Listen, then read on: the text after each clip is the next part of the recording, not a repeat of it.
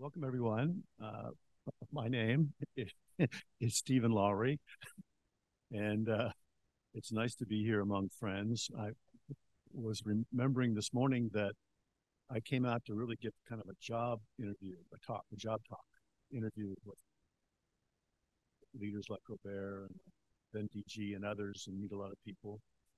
And I gave that presentation in this room, and that was about 9 years ago. So it's very nice to be back here. I've been in Bogor for about 5 weeks now, and I've been able to spend time with colleagues at C4. I'm really grateful for the hospitality and the chance to mix it up with colleagues around ideas, and also to do some thinking on the topic that I'm speaking to today. And I'll just note that for some time now, I've been interested in the relationship between public policy and public initiatives to improve the outcomes of community forest management and the kind of leadership that local community forest managers are able to contribute or exercise in that kind of partnership. And I've been sort of developing some ideas, principally with colleagues in India at the Foundation for Ecological Security, around the notion of policies that give greater authority and leadership in in forest conservation to local communities. Of course, this is a sort of a set of arguments that you've been hearing about for some time. It's very much bound up with the question of forest rights devolution, which C4 has done a lot of work on, under the program led by Ann Larson, for instance, the notion that, well, people have clear rights to forests. They'll have the kind of authority, agency, capability to effectively manage those forests. So that's a big part of what we call a policy debate. I'm interested in taking that discussion further to the level of, well, just how do communities manage forests? And are there some, let's say, intrinsic qualities associated with community forest management in certain settings that we need to be better aware of? So I'll just sort of mention before I jump in here, you're all aware with sort of a discourse that's taking place at the international level in places like the COP meeting at Glasgow last year, that extols, champions the idea that indigenous peoples and local communities, well, there's an association, it seems, an evidence-based association between their management and better forest outcomes. And so let's, find a way to get more resources to these stewards, I'll say, of the global forest estate.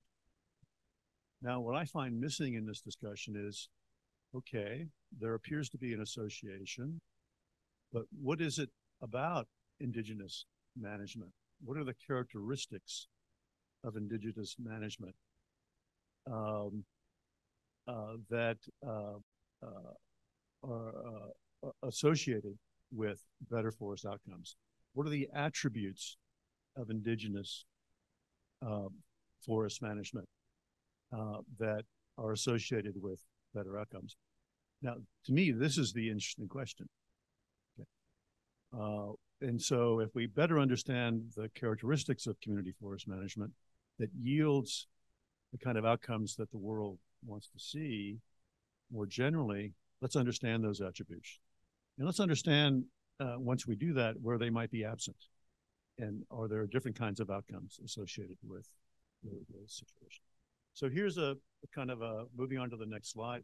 This is what we're going to cover. I'm going to try to be reasonably prompt because I want more than anything, I want your feedback. So here's the kind of outline of some of the arguments I'll be making. Forest interventions, that is, let's call them from the state, from the top, have had a mixed track record. I want to speak a little bit to that. So the idea is we can do better, one would hope. The second statement is kind of an assertion. Okay, and maybe for some people, I hope that makes them stop and think. Forest communities know what they're doing. Okay, most of the time. Okay, there's no absolute sort of universal, but we don't think in those terms. We don't talk that way. We don't start necessarily with the assumption, well, let's go out and see how we can learn from what people are doing, or how can we help them do it better. So I want to talk about stewardship, and we hear the term stewardship now and again. I've been sort of promoting the idea within C4, but we want to talk a bit about it and what are its attributes. And this gets to this earlier question I was raising.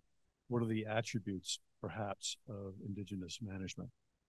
And I'll be talking about that they're about a set of instrumental and ethical motivations for managing complex socio-ecological systems. Then I'm going to talk about realist theory, which I think is really it's actually a method, realist synthesis methodology, that helps researchers understand the context within which people live and work as a basis for understanding how interventions perform. And we come up with all kinds of interventions, REDD+ interventions, PES, carbon markets, training, rights devolution, certification. We can go on, right? That come from the top, say. But those interventions are inserted into contexts. And we kind of start out with certain assumptions about how people will respond. And can we learn before we design those interventions just more about the nature of the context as a way of predicting response. And then I'm going to talk a little bit about community priorities and what might be important, most important to them when thinking about improving forest management. And I'll say a few things at the end about land use, climate change, and democracy. Okay, so the first few slides, I'm going to talk a little bit about focusing on REDD+. Of course, we know a lot of REDD+ programs are also PES programs. So I've been reviewing some literature here, a significant amount of it generated by C4 colleagues. So here, this is sort of based on research on the impacts of REDD+ in Indonesia. It's focused mainly on technical aspects and diverting the main focus from addressing socioeconomic and political drivers of deforestation and forest degradation. This is from a C4 2020 info brief. That's a whole another discussion. I'm just going to skip through these. And another study also associated with, I think, the C4 effort, a quasi-experimental review of 23 REDD+ projects in 6 countries that found that overall minimal impact of REDD+ in reducing deforestation on the ground thus far. That was 2017. There's some more up-to-date evidence that might suggest a more mixed outcome. This is a study led by William Sunderland from also 2017 of 4,000 households in 148 villages, 22 REDD+ programs in 6 countries. Finds that REDD+ has not contributed significantly to perceived well-being and income sufficiency. You'll recall that the notion behind REDD+, as in forest restoration programs and so on, is the aim to foster, the goal to foster jointly positive environmental and social outcomes. So this doesn't really speak to the environmental outcomes, this particular study, but it does speak to the social outcomes. This is a recent study, well, 2020, from Reem Hajar, who has worked quite a bit with C4 colleagues, and I've worked with her recently, which is a meta-analysis of 59 case studies, found that, and this is a very interesting kind of set of findings and arguments, that, and looking at the bolded part here, we see that through restrictions on local forest practices, rigidity in rules, and communities' natural capital being locked into carbon contracts, REDD Plus has limited communities' ability to manage for uncertainty. So this is I think, a very important observation going on, reconciling REDD Plus goals with the need for forest communities to retain adaptive capacity will be a challenge moving forward. And so what's the point here? It's that people have management regimes that may be effective or successful.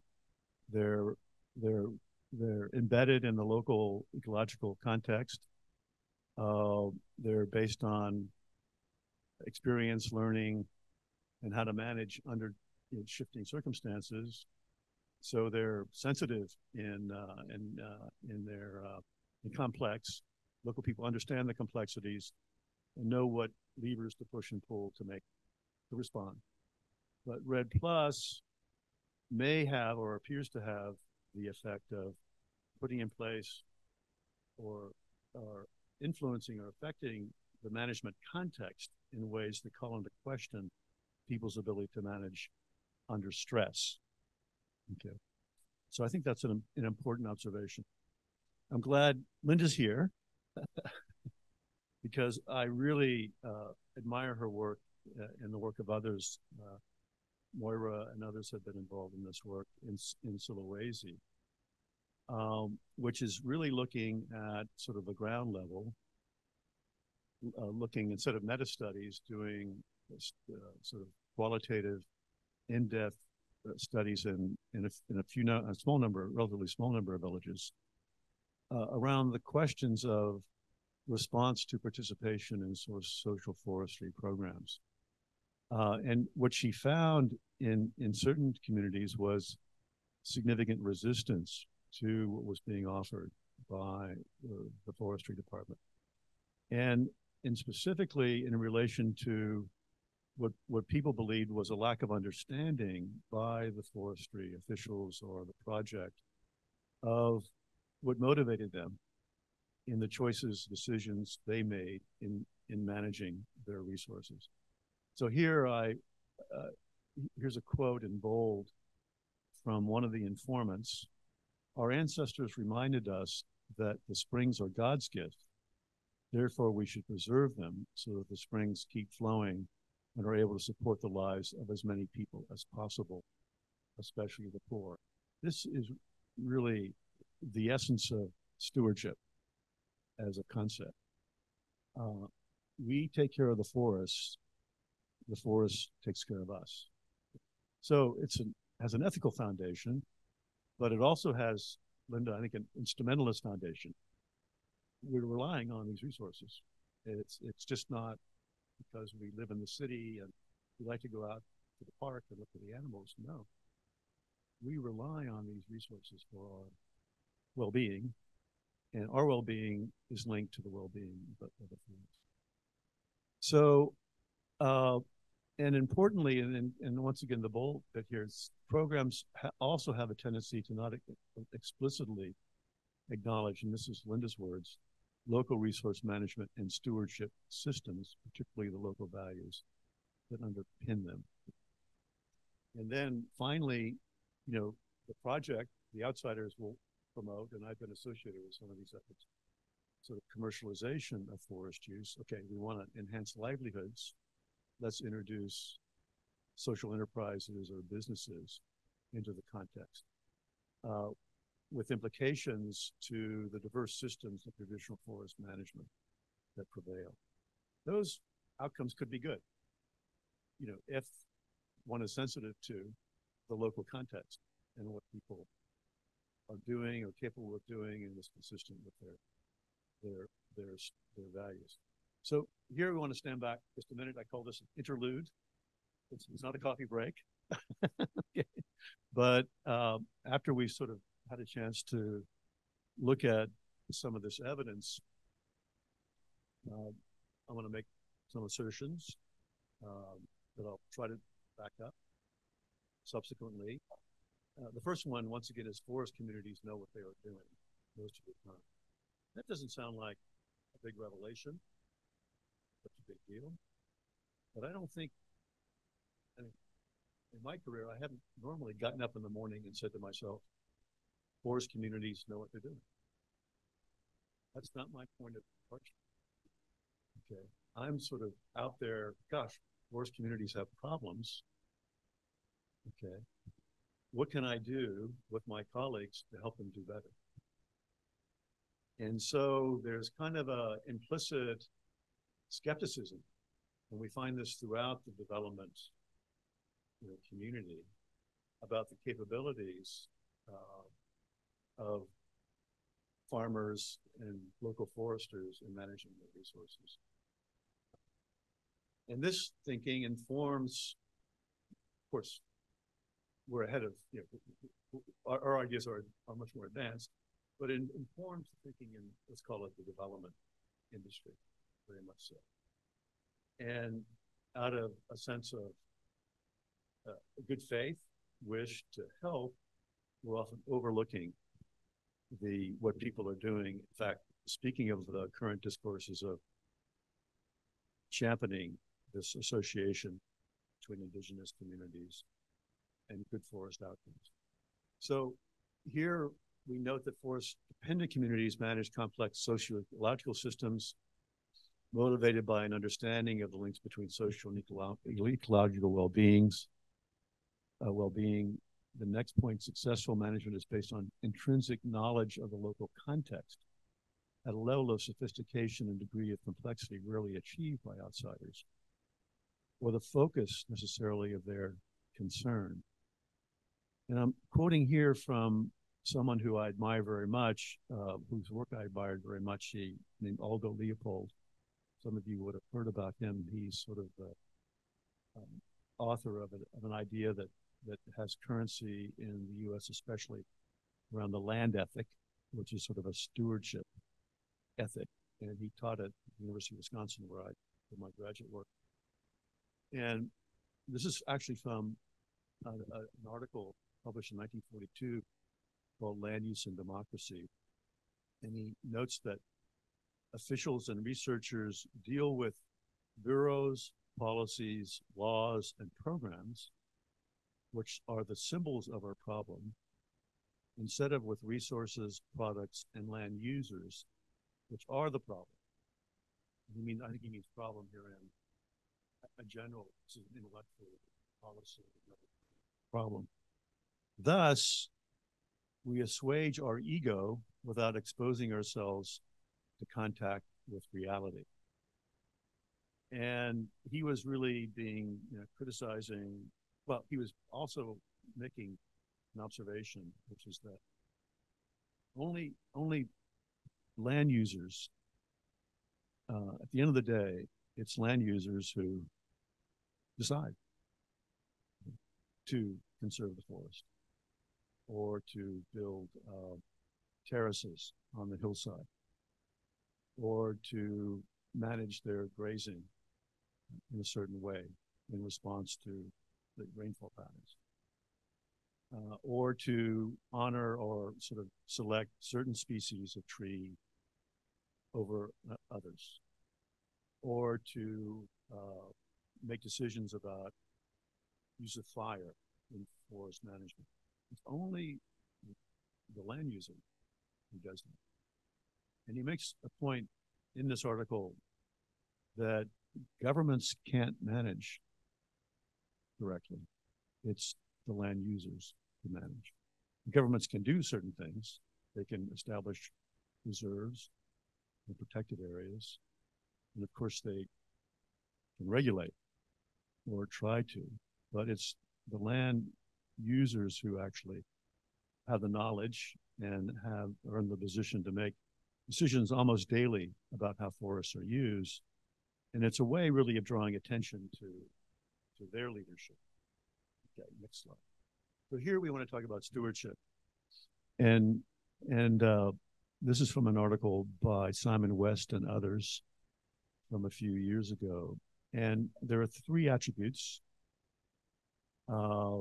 It's care is the desire to look after something informed by values, meanings, emotions, attachments, connections, or responsibility.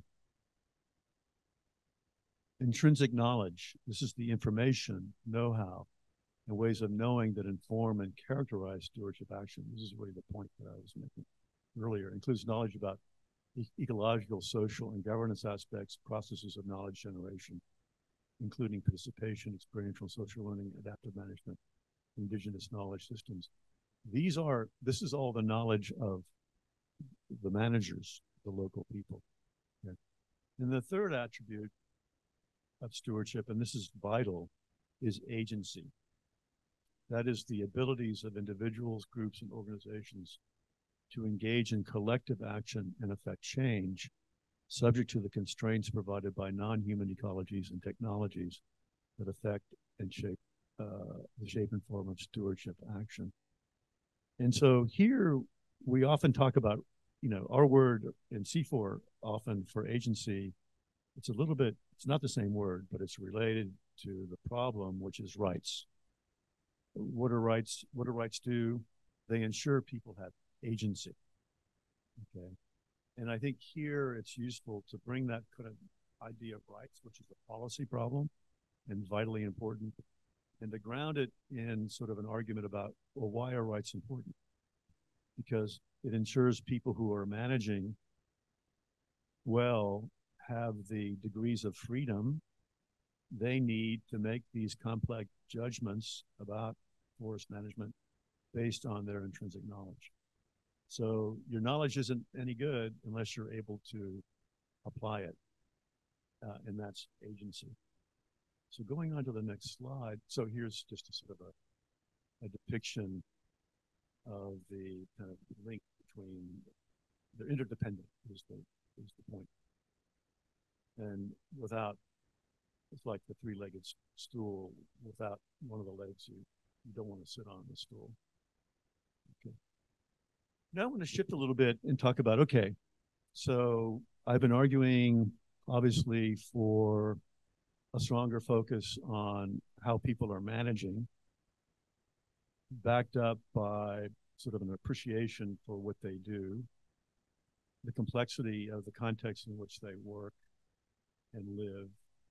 And so then the question is, well, how do we, I want to come back to the question of, okay, so let's accept that as an argument, and let's accept that interventions from outside, like REDD Plus's intervention, PES's intervention, rights revolution, they have a role.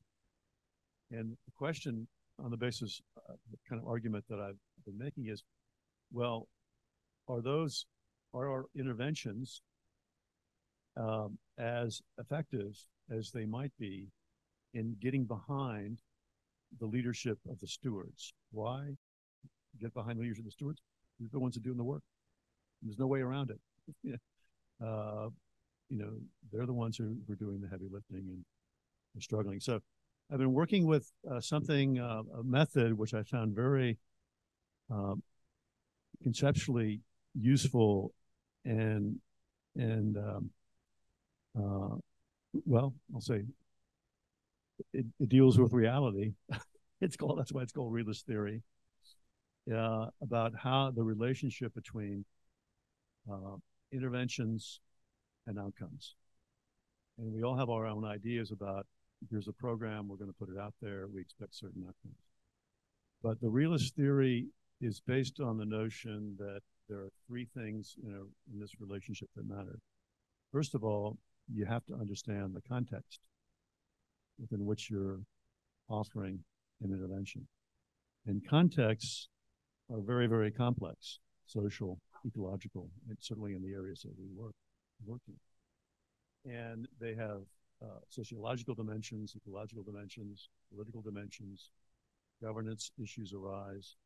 So this is basically an evaluation method. And so I'm proposing it as sort of a project appraisal or approach method. Let's think about these things before we engage. And so, for instance, here we have context, and the different bands could be, this could be social organization, is it a stratified community, to people, what are their ethics with respect to collective action.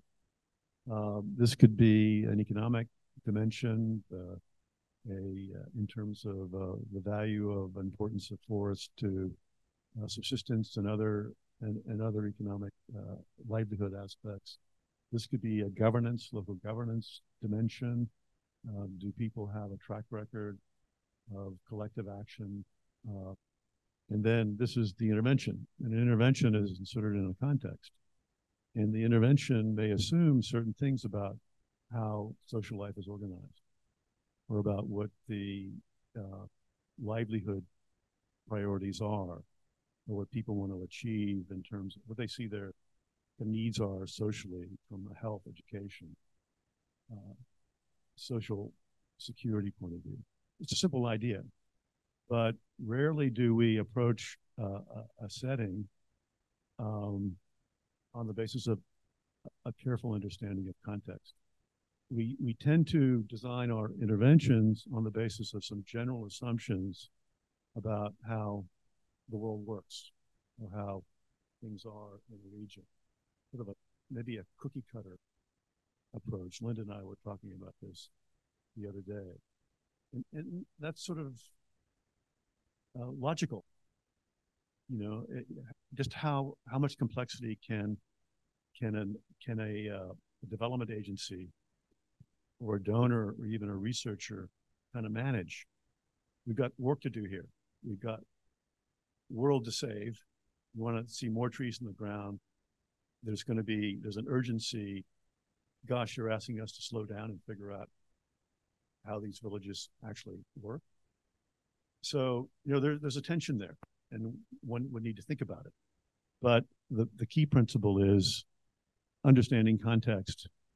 Projects fail principally because there was an inadequate, inaccurate understanding of the context. You were providing an intervention. This is a good example, Linda's work in Sulawesi.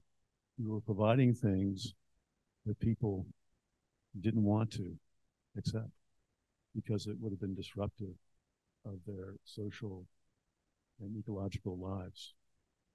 It's kind of, So, realist synthesis is about understanding context, and then there's interventions which come from the project, and those result in outcomes. Very importantly, the mechanism under realist synthesis, we talk about what's your mechanism for social change, is not the intervention itself, but the resources provided by the intervention. So the mechanism is the relationship between resources provided and how people respond.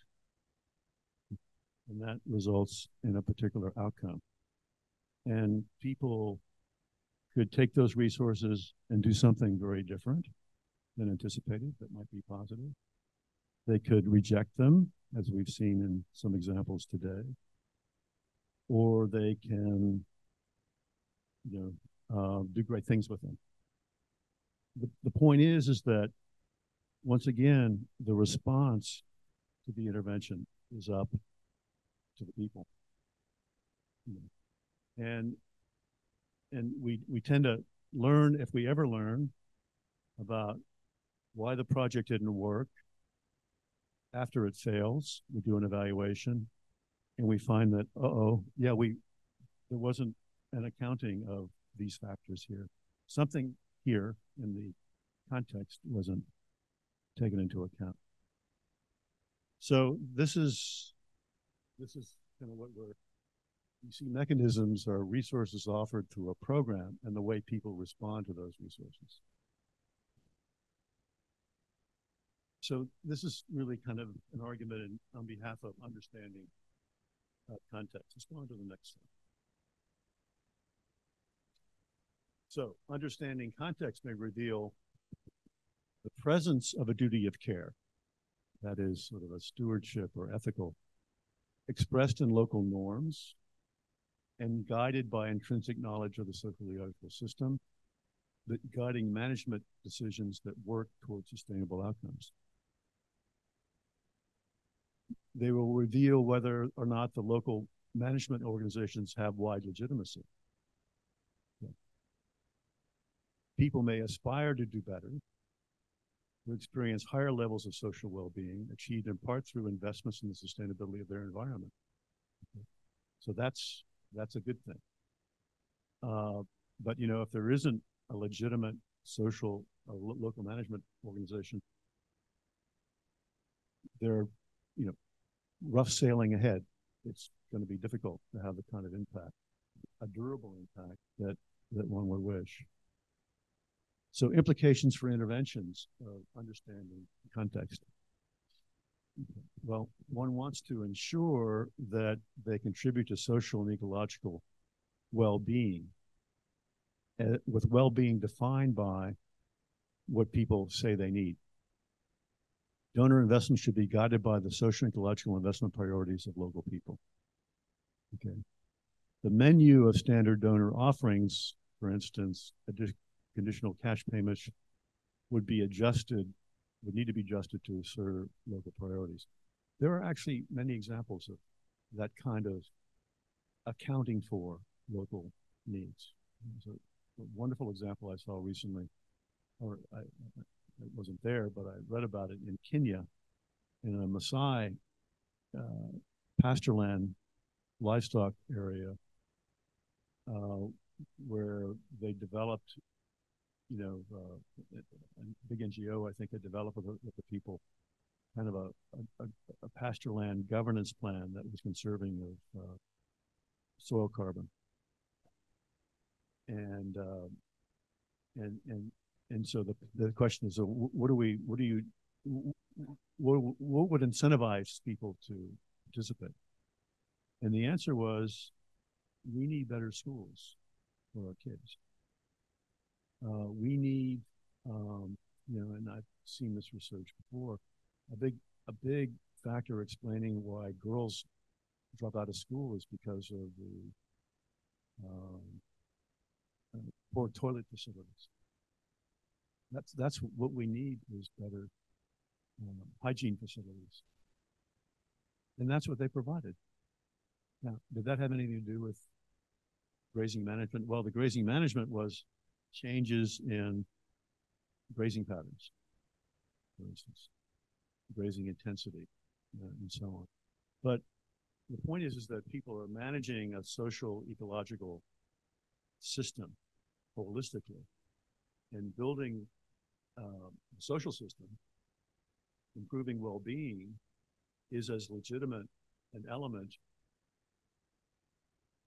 an incentive, and something that contributes toward ultimately better ecological outcomes as would an intervention that says, okay, as would the sort of forest management plan. Go to the next slide.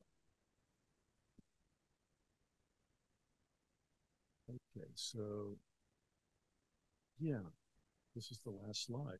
We'll have time for questions or comments. So I'm coming back to Ream's paper. Local decision-making, rule-making flexibility, systems reserves, and livelihood diversity are potentially being undermined by REDD+. Forest communities cannot afford to lose their ability to respond to what will come next. That is the next drought, the next climate change, which is the world that we're living in. So here, in conclusion, I suggest that the climate change fight must energize the talents, ideas, and labor of all people everywhere, from urban consumers to rural farmers and foresters. Problems are going to be solved by people who live and work close to the problems, with knowledge of their local contexts, norms, and institutions, and able to push and pull the levers that will bring about change. So this is what Aldo Leopold was arguing in his paper, Land Use and Democracy. And one could argue now that really it's all of us who have to put a hand in directly. That there's a role for policy, obviously, but if in New York we don't get out of our cars, or in Indonesia, well, there's a car problem here too. If we can get behind the leadership of forest communities, or in Kenya, similarly in pasture lands, then if we do those things, then the outcomes will be better. But we want policy to support that, and not to even say, oh, we're going to do it, or we'll take care of it ourselves. The government will do it, because that's not going to be enough. Okay, well, thanks very much. And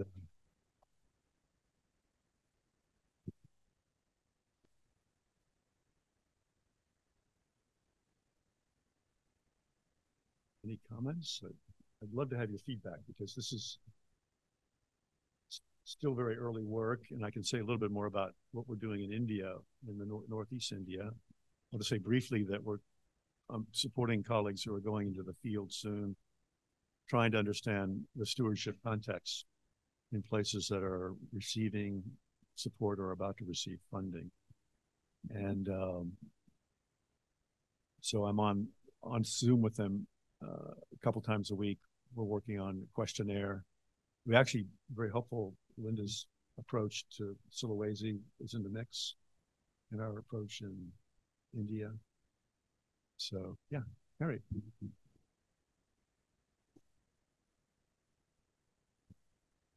Thank you, Steve. Fascinating. I love it.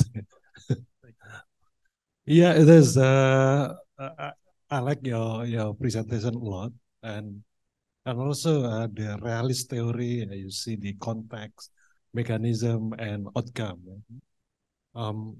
Also bring me to a very good book written by Jeff Sayer and Bruce Campbell. Okay. The title is Sustainable Science, Science of Sustainability. Okay. It's a very, very good book. They also mention there are two positions as a scientist. You can be a positive realism, so you try to understand the intervention, the REDD, the social forestry, green economy to the community. This usually the scientist is doing, but also they mention in the book is constructivism. Yeah. So of course you can be part of the community to understand the problem. Yeah? Because if you are outsider, you don't understand at all sometimes. Yeah? You assume you understand the need of the community. You assume this, but by the end of the day, actually, what you think is irrelevant what the community needs. Yeah? But there's a good and bad to be a constructivism. Sometimes you are biased because you understand your part. For if you are constructivism, sometimes you don't really care whether it is REDD+, green economy, or social forestry, you name it. Just what good for the environment and the livelihood of the community. Just like a menu of green growth. Yeah. Also, sometimes good to be a positive realism because you are more or less neutral and not biased. But sometimes you are irrelevant. Thus, the scientist should be in both sides. Sometimes you are observing, have a distance with the situation. You are very good, but sometimes you are irrelevant to them. But sometimes you have to be there. You can be biased but relevant, but sometimes difficult to make a replicability. You are contextual relevant, but it is difficult to replicate. So what is your comment on it? Thank you. Yeah, Noel, I think it's a great, thanks for the comment. I'm glad you enjoyed appreciate some of the ideas. I'm reminded, I'll just provide an anecdote. It relates to what you're saying. I worked in Botswana as a young man, and I was a land use planner. And I'm just out of school, it's I'm blushing to think about what I thought I knew, which is very little. So I was briefed. I was at the Department of Town and Regional Planning in the capital. I was working in the Kalahari Desert, and so we're going to do a land use plan for the villages, 4 villages in the very dry part of the country, the Kalahari Desert. So I went out there and, truck, and actually lived there for some time. Called in experts from the capital, came out the truck, did soil samples, and so on and so forth. We came up with a plan. So we went to the village elders, a big meeting, the village. It's called the Kotla meeting. A very democratic kind of traditional organization in Botswana. So okay, here's the plan. Okay. So here's the good area for grazing, good area for farming, good area for housing. And so a gentleman in the back, he raised his hand and said, "Why didn't you ask us?" Okay. Of course, yeah. The good agricultural area recommended corresponded with where people were planting their crops. It was sort of a silly exercise, but it was a reminder that the expertise was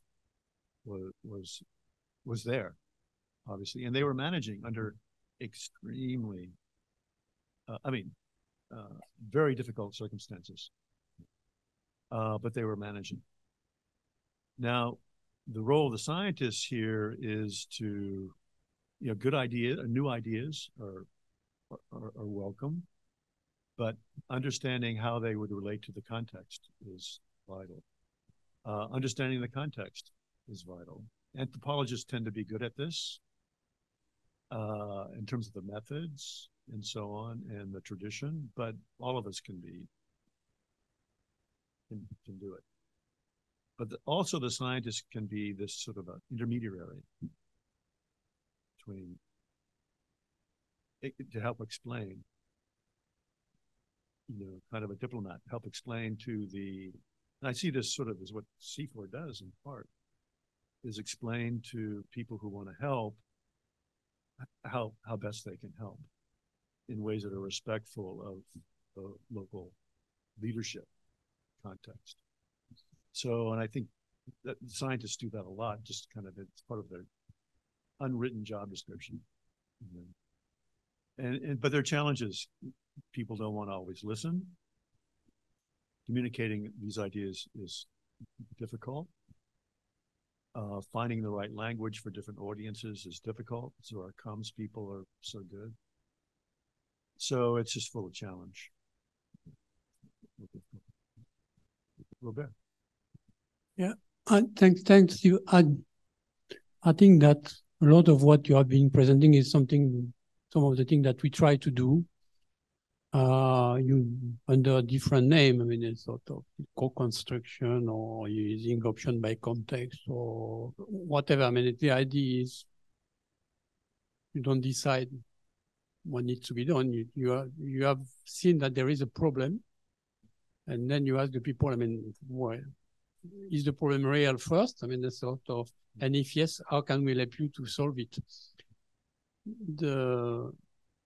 My concern now is that after now 30 years of CIFOR, something like that, you have very powerful people, philanthropists mostly, I mean, sort of sitting on hundreds of $billions that tell you straight to your face, well, we want to store as much carbon as possible. We don't care about the people.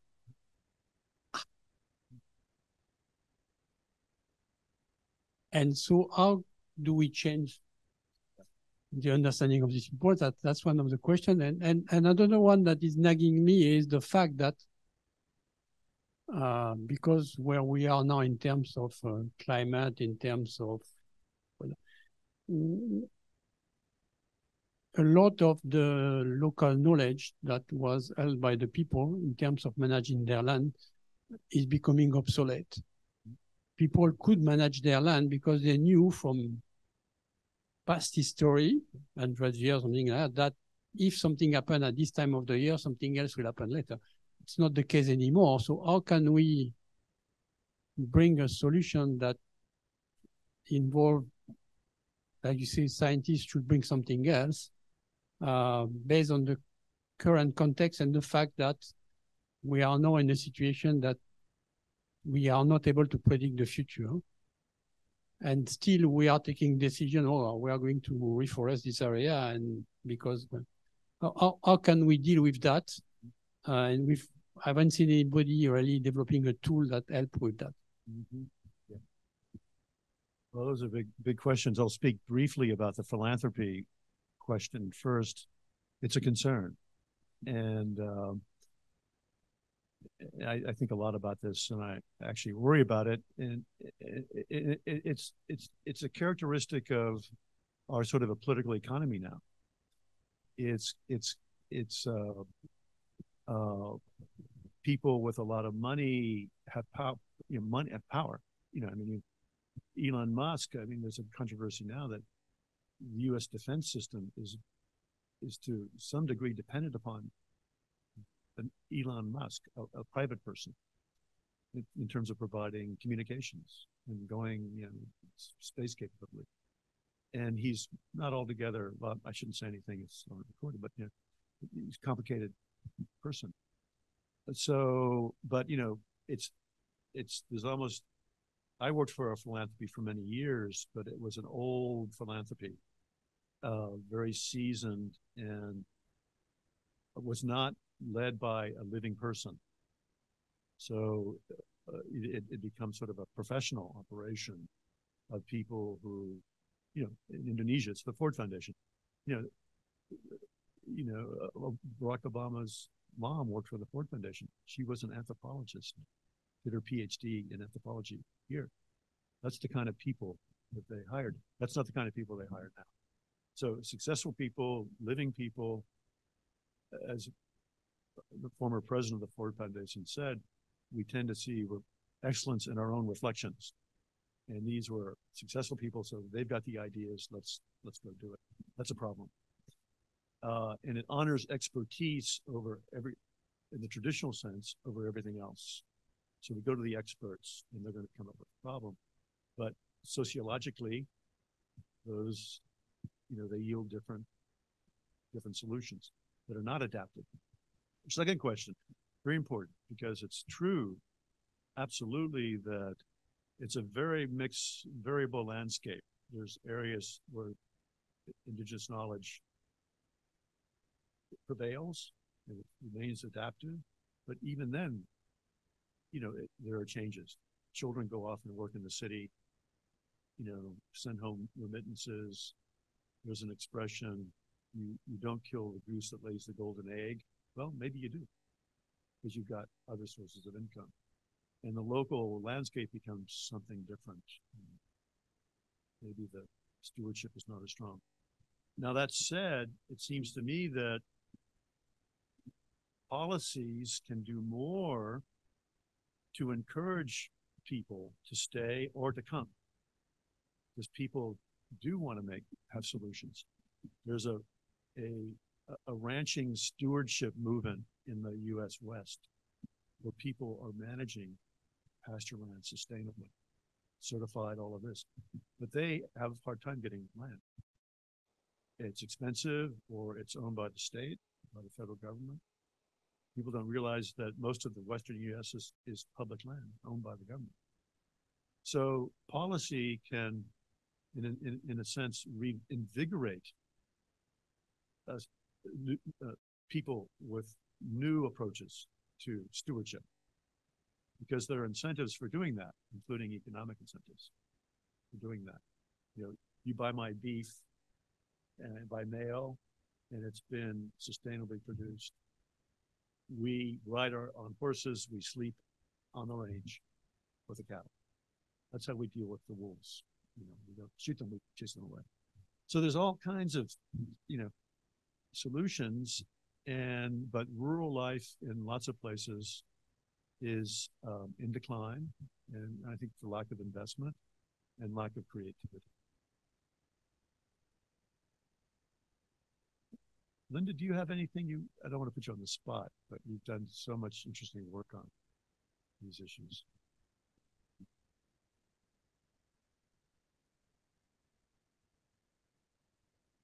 Yeah, thank you. I've seen in several places, if people ask about contextual or whether or not this is generalizable approach or too small, something like that. What I see in various places in Indonesia, it is contextual. The context is different from one from another. However, there are a lot of similarities in terms of the local communities still have and practice their local knowledge, but indeed it is being degraded because the knowledge is not passed through the young generations effectively, mostly because the young generations have to go to school far away from their own village.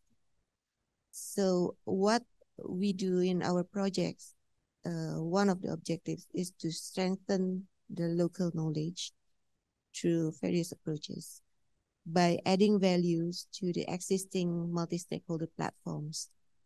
We don't aim to build or to establish new multi-stakeholders platforms for the sake of our projects just to achieve the outcomes or indicators.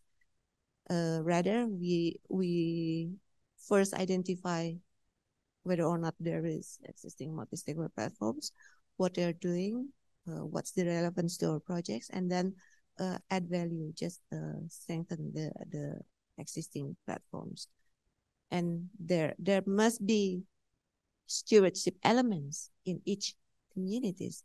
It really depends on how we approach their knowledge, how we perceive them, strongly depends on our questions. That's just what I like to add. Thank you.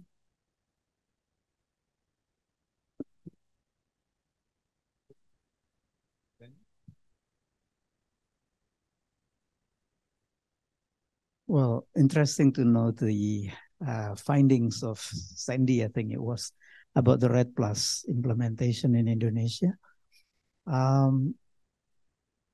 My understanding with that finding is that the technical issue is very much emphasized, and that brings about the difficulties in the governance and social aspect to get involved or put in the processes.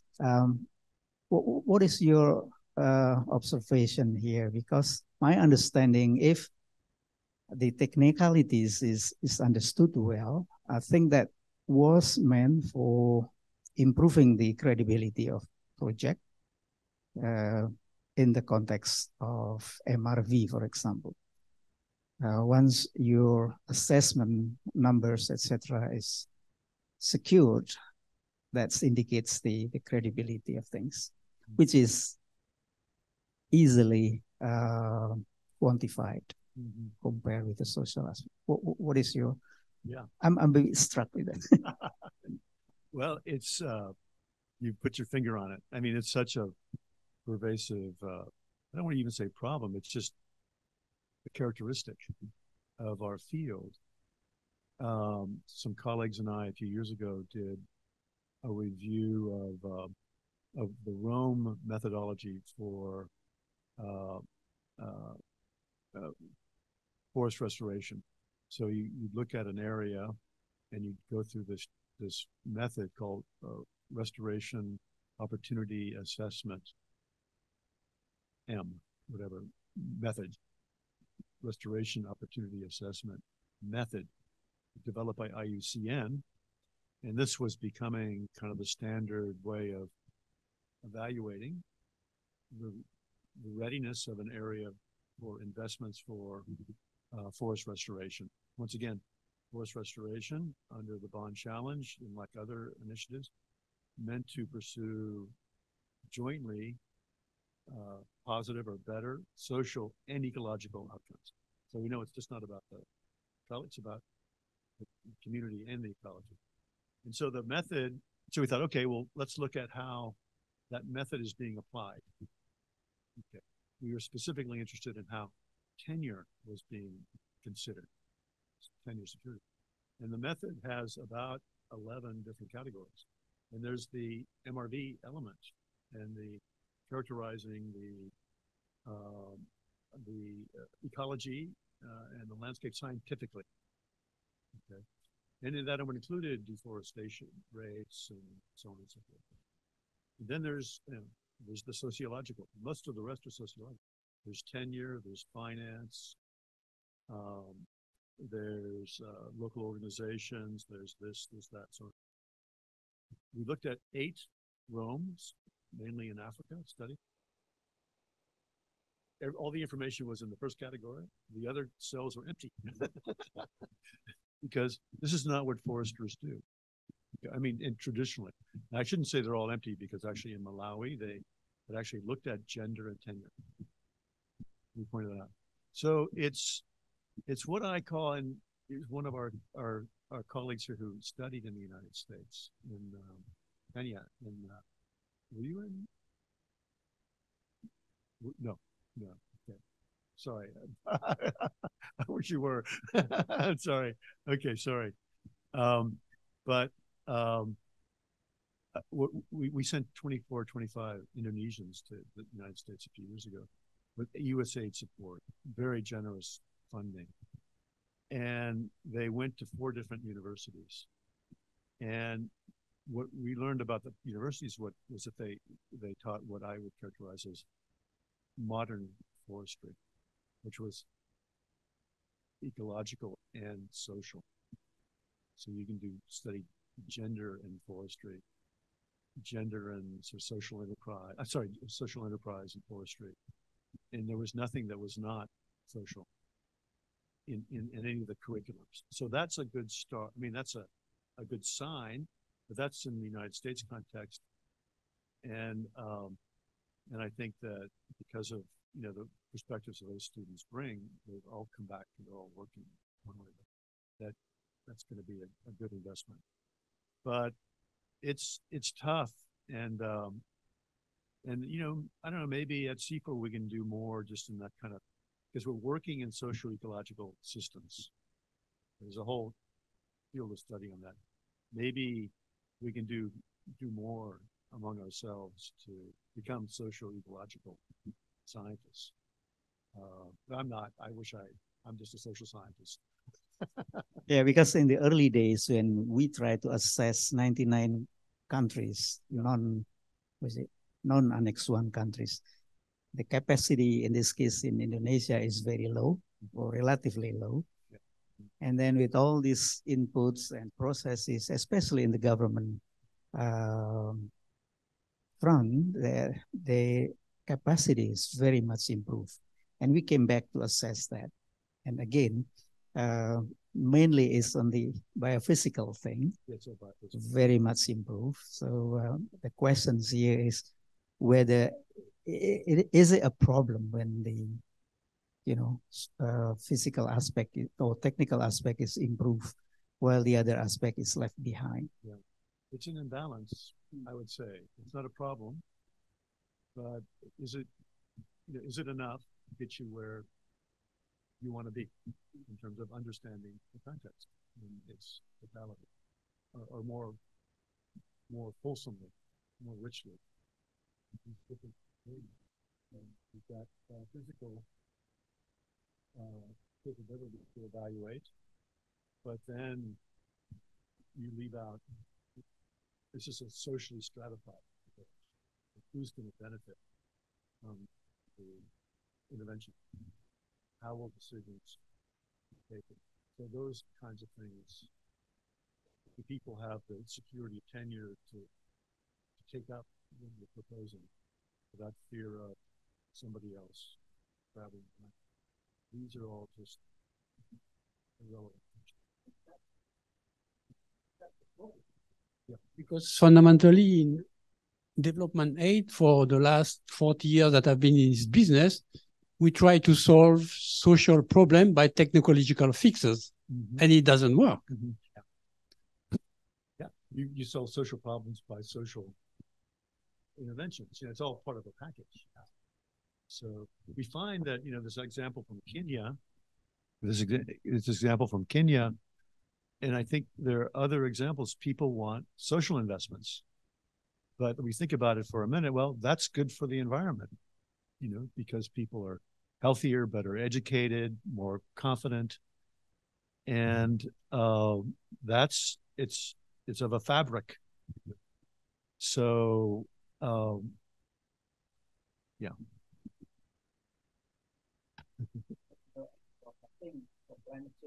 Yeah.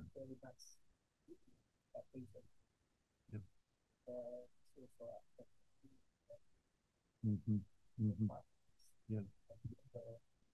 Yes, Linda.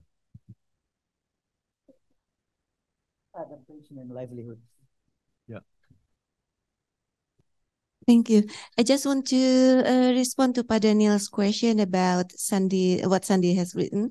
I just want to share what happened in the field in Kapuas Hulu when we went there. Many villages in the corridor between the Nosan Taruman and Betung Kerihun were invited to a meeting in Pontianak. They said by company, I'm not sure a company or companies, but this is a company who would be selling carbon from our forest. That's what they said. And then we were still there when they came back from Pontianak, and they said, we just rejected their offer because they've never told us what it is all about. It was everything unclear, why they want to sell carbon from our forest and what we will get from the money and what we should do or should not do. And the point is that everything was unclear. So we, in our words, it might be caused by lack of FPIC or the structural context, like the regulations, policies, where carbon market is approached again like private sectors. So the companies work like the other private sectors with concessions, but this time to sell the carbon. That's just want to share. But I also have another thing to add about the agency, why agency is always addressed through rights, for example. That reminds me on a heavy discussion with my professors, only to find that we refer to different definition of agency. Agency, according to Amartya Sen, freedom to choose, may be translated as rights.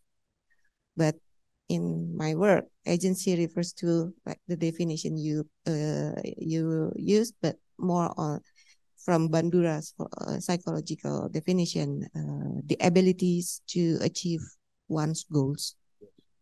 Okay, thank you. Yeah, so very important points, Linda. And people manage, they exercise agency in context of weak rights, you know, because for various reasons they can do that. You know, that social norms enable them to do that. Ownership may not be, a title is not really what people need. In many cases, it may be. But so what we're concerned about, we're concerned for both. But agency is this ability to pursue your goals. And it really is about sort of what we do every day. You know, and, okay. Thank you very much. So good to be here. Thank you.